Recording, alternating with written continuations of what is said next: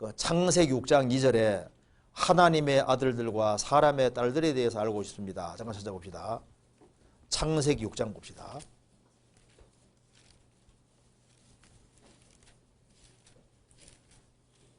창세기 6장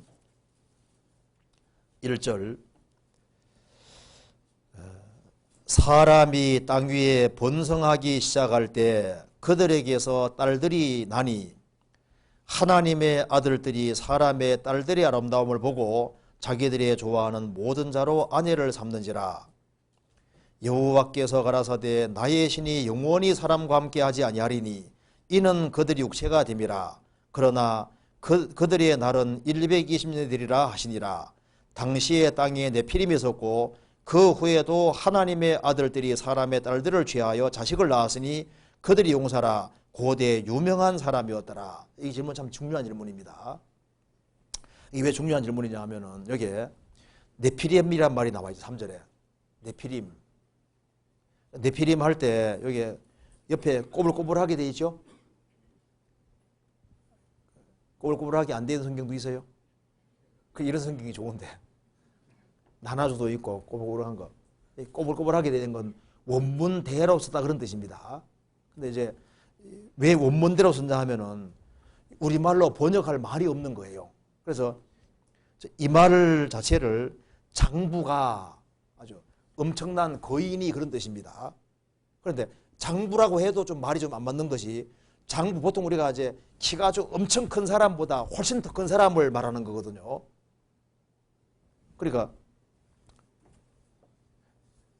그러니까 이 지금 우리가 사용하는 말로 적합한 말이 없으니까 원어대로 써놨다 그런 뜻입니다. 네피림. 근데 네피림이 어떤 사람 주장하기를 하나님의 아들들과 사람의 딸들이 결혼해서 네피림이 태어났으니 그러니까 이것은 하나님의 아들들은 천사를 가리키는 것이고 천사하고 사람이 죄 지어가지고 네피림이 생겼다 이렇게 말하는 사람이 있는데 아닙니다. 왜 아니냐면 잘 보세요. 4절에 당시에 땅에 네피림이 있었고 즉 하나님의 아들들과 사람의 딸이 섞이기 전에도 당시에 땅에 네피림이 이미 있었고 가끔씩 덩치 큰 사람이 나타났다 그 말입니다. 그리고 그 후에도 하나님의 아들들과 사람의 딸들이 섞인 그 이후에도 하나님의 아들들이 사람의 딸들을 취하여 자식을 낳았는데 거기에서도 네피림 덩치 큰 사람들이 나타났는데 그들이 용사라 고대 유명한 사람들이었더라. 그래서 화석에 나오잖아요. 보통 한 4m가 넘는 사람들이 나옵니다. 그러니까 4m가 넘는 사람들이 나오니까 엄청 크잖아요. 그러니까 그런 사람은 우리가 보통 장부다 말하기도 좀 어렵고 그거보다 더 크니까 원어대로 써놓은 거예요. 원어대로. 이태리 석탄광에서 3.4m 사람이 나왔습니다. 키가 3.4m 막 4m가 되는 사람이 나오니까 그러니까 아주 엄청 큰 사람이 있었는데 덩치가 크니까 힘도 좋을 거 아니에요? 그러니까 그런 사람들이 고대 유명한 사람이었다고 말입니다. 그러면 여기서 하나님의 아들들이 누구냐? 어떤 사람은 천사라고 하는데 천사 아닙니다. 천사가 타락해서 사람의 딸들하고 성적으로 죄 지었다. 그래서 네피림 태어났다. 이게 안 맞는 말인 거예요. 왜? 섞이기 전에도 네피림이 있었으니까. 그렇잖아요. 그리고 천사들은 영이기 때문에 자식을 낳을 수 있는 그런 힘이 없어요. 누가복음 20장에 천사는 결혼 못한다고 했습니다. 영이기 때문에 자식 낳을 수가 없어요. 생식 능력이 없다 그 말입니다. 성경에서 하나님의 아들은 크게 두 가지로 쓰이는데 천사 가르치는 것이 아니면은 구원받은 사람. 여기서는 구원받은 사람 가르치는 겁니다. 여기 이제 하나님의 아들들은 누구냐 하면은 쉽게 말해서 창세기 5장입니다. 5장에 나와 있는 세세 후예를 말하고 있습니다. 구원받은 사람들 말하는 거예요. 그리고 사람의 딸들은 상속이 없는 창세기 4장 16절 이하의 가인의 후예를 말하는 겁니다. 그래서 노아 홍수 전에 짐승 죽이는 피지사가 있었습니다. 그래서 방주에 동물들을 집어넣을 때도 정결한 짐승을 7쌍 집어넣었다고 되어 있죠. 왜 집어넣냐 하면은 이게 정결하다는 것은 또 레위기 11장에 나오는 거 다릅니다. 제사용을 말하는 거예요. 그러니까 노아 홍수 전에도 제사용으로 짐승을 죽였는데요. 양이라든가 염소, 송아지 이런 거 몇 가지 있는 겁니다. 그래서 노아는 홍수 끝난 이후에 정결한 짐승을 잡아서 하나님께 제사 드렸다고 나와 있죠. 창세기 찾아봅시다. 창세기 8장 20절을 보시겠습니다. 노아가 여호와를 위하여 단을 쌓고 모든 정결한 짐승 중에서와 모든 정결한 새 중에서 취하여 번제로 단에 드렸더니, 그러니까 노아가 정결한 짐승을 죽인 것을 봐서 노아 홍수 전 시대에 뭐가 있었다는 걸 알 수 있습니까? 피제사가 있었다 그 말입니다. 그래서 아벨도 짐승을 죽였고, 그래서 짐승을 죽이는 제사가 있었고, 왜냐하면 죄를 짓고 살았으니까요. 그래서 이 짐승이 죽는 것처럼 오실 그리스도를 믿는 사람들이 있었던 거예요. 그 사람들이 바로 하나님의 아들들이었다 그 말입니다. 그리고 아예 하나님을 등지고 사는 사람들도 있었는데, 노아 홍수 전에 전 시대에 노아 시대에 또로 타락해서 하나님의 아들들과 사람들, 즉 구원을 받은 사람과 안 받은 사람이 뒤섞이게 된 거예요. 뒤섞였는데 이 하나님의 아들들 중에 신앙을 지키는 사람은 노아 시드구밖에 없었던 거예요. 그러면 생각해 봅시다. 아담 때부터 노아 때까지 인구를 계산한 것에 보면은 정답은 아닙니다. 최소 10억에서 최대 100억이라고 얘기하거든요. 그러니까 뭐 대충 생각해도 한 10몇억 인구가 살고 있었을 거다 그 말입니다. 그러니까 땅덩어리가 하나였으니까 북적대고 살고 있었을 거 아니에요? 그럼 그 중에 영혼이 구원받고 천국 가는 사람이 겨우 8명이겠냐 그 말이에요. 아니다 그 말입니다. 그게 하나님의 아들로 구별된 사람들이 많이 있었던 거예요. 그런데 세계적인 홍수가 왔을 때 육체가 살리심 받은 사람은 8명밖에 없거든요.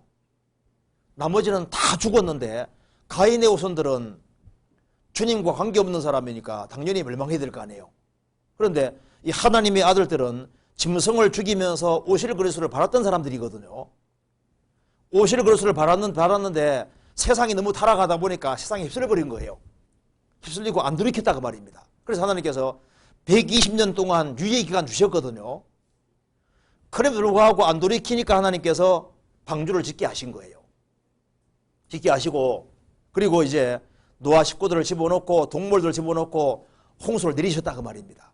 내리셔서 이 하나님의 아들로 구별된 사람들이 많이 있는데 이 사람들은 셋의 후손과 다르니까, 가인 후손과 다르니까 짐승을 죽이면서 오실 그리스도를 바란 사람들이니까 예수님이 죄값을 완전히 지불할 때까지 옥에 가두어 뒀다고 성경에 나온다 그 말입니다.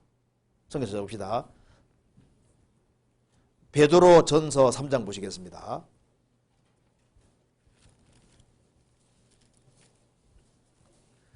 3장 16절입니다.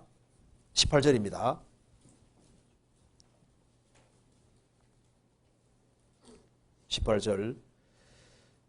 그리스도께서도 한 번 죄를 위하여 죽으사 의인으로서 불의한 자를 대신하셨으니 이는 우리를 하나님 앞으로 인도하려 하심이라.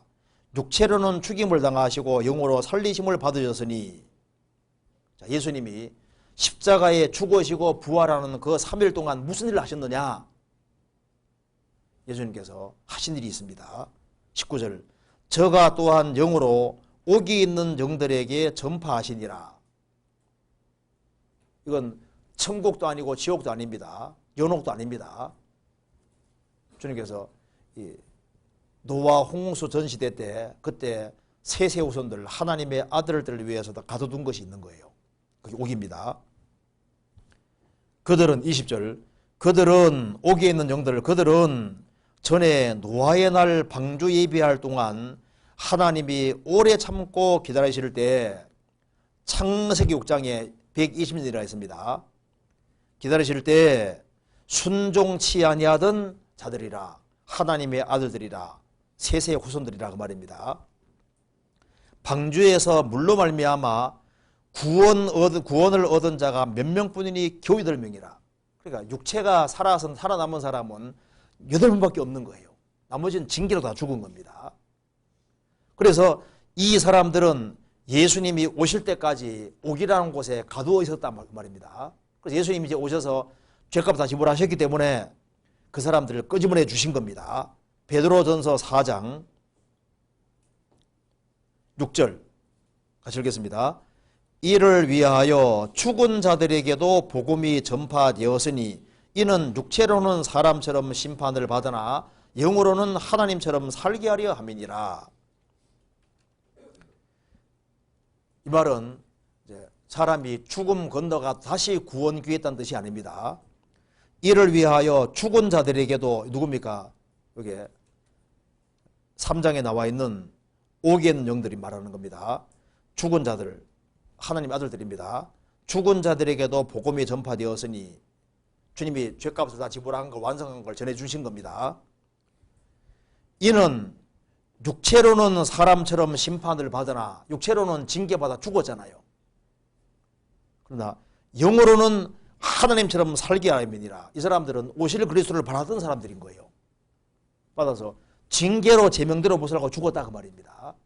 그러니까 하나님의 아들로 구별된 사람 중에 제명대로 산 사람은 누구밖에 없습니까? 노아 8식구밖에 없고 나머지는 징계로 다 죽은 거예요. 그런데 징계로 죽었지만은 이 사람들은 짐승을 죽여서 피를 흘리면서 오실 그리스도를 바란 사람들이니까 메시아를 믿었던 사람이고 신앙을 못 지키고 이제 세상에 딸려서 죄 가운데 섞여 살아가지고 징계로 죽임 당한 겁니다. 그러니까 이 사람들은 지옥 가면 안 되잖아요. 그러니까 하나님께서 옥이라는 곳에 가두어 두시고 예수님 오실 때까지, 그래서 예수님이 오셨기 때문에 이제 이 사람들을 다시 끄집어내 준 것을 얘기를 하면서 말씀하고 있다고 말입니다. 그러면 베드로 사도가 왜 이것을 거론하냐 하면은 하나님의 아들로 구별된 사람들이 구별되어 살지 아니하고 세상 사람과 섞여 살 때 징계가 있지 않았느냐. 그래 너희들 이제 하나님 아들로 구별됐는데 너희들도 이제 구원받기 전에 죄 지은 것을 족하게 생각하고 이제 구원받고 난 이후에는 하나님 뜻을 따라 구별되어 살아야 될 것을 말씀하시면서 너희들도 만일 구원받기 전과 같이 죄를 짓게 되면은 노아 홍수전 시대에 세세호선들 짝이 난다 그 말입니다. 너희들도 징계로 아주 혼날 수 있으니까 죽을 수 있으니까 정신 차리라고 하시면서 얘기를 하고 있는 거예요. 그러면은 신약 시대에 구원받은 사람이 죄를 지어서 징계로 죽으면은 옥에 들어가느냐? 물론 아닙니다. 이건 노아 홍수던 시대 사람에게 하시는 말씀이다 그 말입니다. 근데 제명대로 못 사는 수가 생기니까 정신 바쳐 차리라 하시면서 이 예를 그 사이에 예를 하나 딱 집어넣은 거예요. 이해되세요? 그러니까 구원받고 난 이후에 구원받은 사람이 구원받기 전 구원받기 전처럼 구원받지 아니한 사람과 이렇게 어울려서 죄 짓고 살면은 구별을 살지 아니하면은 징계로 너희들도 죽는 경우가 생긴다는 것을 예를 드시면서 창세기 6장에 하나님 아들들 세세호선을 예를 들고 있다 그 말입니다. 이 사람들이 이렇게 혼난 적이 있는데 너희들도 징계로 죽을 수 있으니까 전쟁받아 살리고 구별되어 살아라 하시면서 얘기를 하는 거예요. 그래서 4장 2절 그 후로는 다시 사람의 정욕을 좇지 않고 오직 하나님의 뜻을 좇아 육체에 남은 때를 살게 하려 함이니라.